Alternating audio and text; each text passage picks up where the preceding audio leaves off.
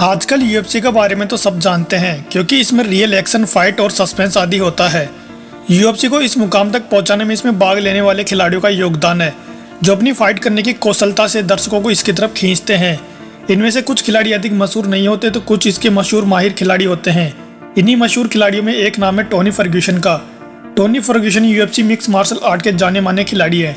UFC के बेहतरीन खिलाड़ियों में उनका नाम शुमार होता है। वो संयुक्त राज्य अमेरिका से संबंध रखते हैं। तो आइए जानते हैं इनके बारे में विस्तार से।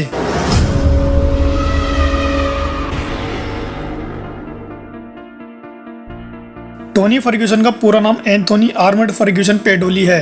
टोनी फर्ग्यूसन का जन्म 12 फरवरी 1984 में ऑक्सनोर्ड, कैलिफोर्निया, यूएसए में हुआ था, लेकिन टोनी मुख्य रूप से बड़े मिशिगन में हुए। उनके फर्ग्यूसन का सरनेम उनके स्कॉटिश अमेरिकी सौतेले पिताजी से आता है। हाई स्कूल के बाद ग्रैंड वैली स्टेट यूनिवर्सिटी में ट्रांसफर होने से पहले फर्ग्यूसन ने सेंट्रल मिशिगन यूनिवर्सिटी में दाखिला लिया।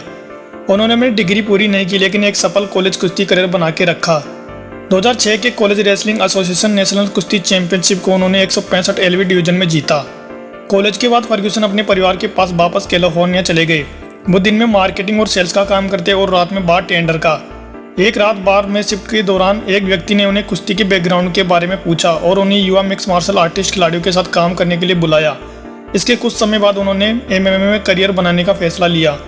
फर्ग्यूसन ने 2007 में कैलिफोर्निया के आसपास छोटे छोटे संगठनों में लड़कर अपने प्रोफेशनल एमएमए करियर की शुरुआत की। उन्होंने शुरुआती करियर में किक बॉक्सिंग चैंपियन जोश लिंग को हराया।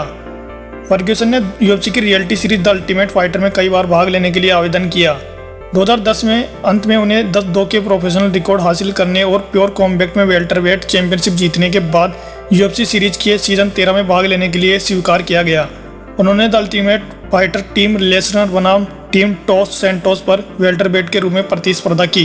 फर्ग्यूसन को टीम लेसनर की तीसरी पिक के रूप में चुना गया था। अपने पहले मुकाबले में फर्ग्यूसन ने नॉकआउट के जरिए जस्टिन एडवर्ड्स को हराया। उन्होंने क्वार्टर फाइनल में अगली बार रियान मैकलीग्रेवे का सामना किया और पहले राउंड में टीकेओ से जीत गए। उन्होंने सेमीफाइनल में चक ओनील का सामना किया और तीसरे दौर में टीकेओ से जीतकर फाइनल में प्रवेश किया। फर्ग्यूसन ने आधिकारिक तौर पर यूएफसी में रेमसी निजाम के खिलाफ अल्टीमेट फाइटर 13 के फिनाले में अपना यूएफसी डेब्यू किया। फर्ग्यूसन को पहले राउंड में नेजमे के ऊपर मिली जीत से उन्हें यूएफसी कॉन्ट्रैक्ट मिला, साथ ही नॉकआउट का बोनस भी मिला। अपने डेब्यू के बाद फर्ग्यूसन ने लाइट वेट में भाग लिया और 24 सितंबर 2011 को यूएफसी 135 में हारून रिले का सामना किया। रिले ने पहले राउंड के बाद फाइट रोकने के लिए कहा क्योंकि रिले का फाइट के दौरान जबड़ा टूट गया था। टोनी को टीकेओ के जरिए इस फाइट का विजेता घोषित किया गया। फिर फर्ग्यूसन ने एमएमए के दिग्गज खिलाड़ी यवेस एडवर्ड्स का सामना किया। यूएफसी 14 के फिनाले में फर्ग्यूसन ने सर्वसम्मत निर्णय से 30-23, 30-27 और 29-28 के माध्यम से जीत हासिल की। 5 मई 2012 को फर्ग्यूसन का सामना डेनिस हॉलमैन से होने की उम्मीद थी। हालांकि हॉलमैन को चोट के कारण बाउट से बाहर कर दिया गया और उनकी जगह थियागो तावरेज को दिया गया। तब तावरेज को चोट के कारण बाहर होना पड़ा और उनकी जगह माइकल जॉनसन ने ले ली। माइकल जॉनसन ने फर्ग्यूसन को हराया। टोनी के हाथ की चोट के कारण 1 साल से अधिक समय तक वो लड़ाई से दूर रहे। इसके बाद 19 अक्टूबर 2013 को यूएफसी 166 में टोनी ने वापसी की और माइक रियो का सामना किया। उन्होंने पहले राउंड में डी और चौक सबमिशन से जीत हासिल की। इस जीत से उन्हें अपना पहला सबमिशन ऑफ द नाइट का अवार्ड भी मिला। 24 मई 2014 को यूएफसी 173 में फर्ग्यूसन ने कटु सुनोरी किकुनो का सामना किया। उन्होंने पहले राउंड में ये नॉकआउट से लड़ाई जीत ली। यूएफसी 176 पर 2 अगस्त 2014 को फर्ग्यूसन का सामना डैनी कैस्टिलो से होने की उम्मीद थी।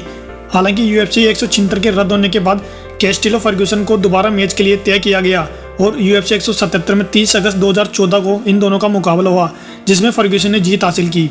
यूएफसी 181 में फर्ग्यूसन ने 6 दिसंबर 2014 को हाबिल इजीलो का सामना किया। फर्ग्यूसन ने दूसरे राउंड में सबमिशन से ये बाउट जीत ली। 28 फरवरी 2015 को यूएफसी 184 में फर्ग्यूसन का सामना येंसी मेडोरोस से होने की उम्मीद थी। हालांकि मेडोरोस ने चोट के कारण बाउट से बाहर हो गए और उनकी जगह गलीसन टिबाउ ने ली। फर्ग्यूसन ने पहले राउंड में सबमिशन से लड़ाई जीती, जिसके बाद उन्हें नाइट बोनस का परफॉर्मेंस भी हासिल हुआ। यूएफसी फाइट नाइट 71 में फर्ग्यूसन ने 15 जुलाई 2015 को जॉश थॉमसन का सामना किया। उन्होंने सर्वसम्मत निर्णय 30-27, 30-27 और 30-26 के माध्यम से लड़ाई जीती। फर्ग्यूसन को 11 दिसंबर 2015 को अल्टीमेट फाइटर 22 के फिनाले में खबीब नूरमागोमदेव से सामना करने की उम्मीद थी। हालांकि नूरमागोमदेव ने चोट का हवाला देते हुए अक्टूबर के अंत में लड़ाई में भाग लेने से मना कर दिया और एडसन बारबोजा को उनकी जगह रिप्लेस किया गया। एक बैक एंड फर्स्ट राउंड के बाद जिसमें फर्ग्यूसन ने इलीगल अपकिक के कारण एक पॉइंट को डॉक किया। फर्ग्यूसन ने दूसरे राउंड में डी और चौक सबमिशन के साथ बारबोजा को हरा दिया। यूएफसी 196 में माइकल जॉनसन के साथ एक रीमैच 5 मार्च 2016 को निर्धारित किया गया। हालांकि 27 जनवरी को यह घोषणा की गई कि जॉनसन चोट के कारण बाउट से हट गए हैं।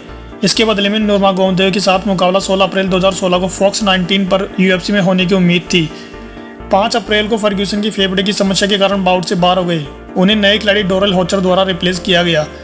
UFC फाइट नाइट 91 में फर्ग्यूसन का सामना 13 जुलाई 2016 को माइकल चीसा से होने की उम्मीद थी।